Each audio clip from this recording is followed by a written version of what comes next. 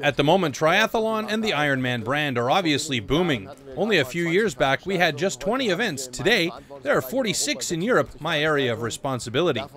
13 of those events are full-distance Ironman, and 24 of them are the 70.3 distance. That means that we now have around 80,000 to 90,000 participants each year, and these participants come from more than 70 countries.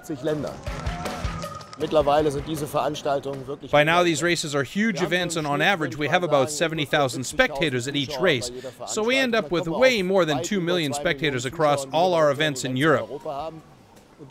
They're able to watch how 15,000 gels are handed out to the participants, how 16,000 liters of water and 8,000 bars are given away. Sometimes you have heat races like the one in Frankfurt recently, where the temperatures soared up to 39 degrees and we had 12 tons of ice along the course. All those are logistical efforts that need to be managed.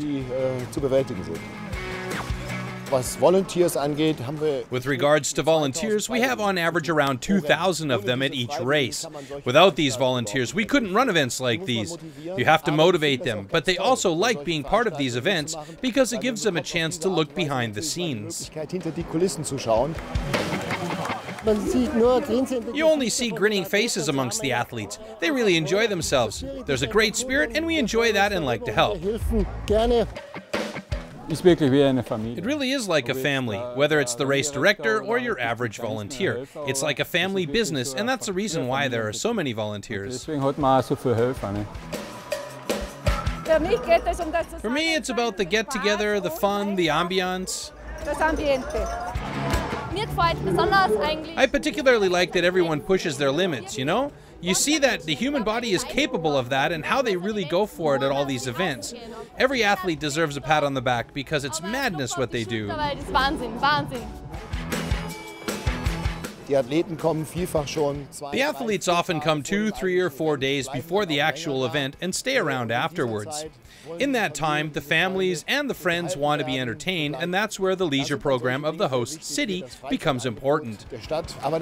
But then there are also things like the expos. The expos are very interesting, both for the athletes themselves when it comes to the sporting goods, but also for the supporters.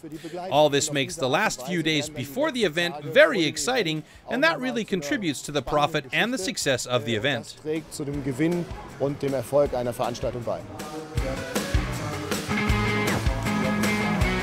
Ironman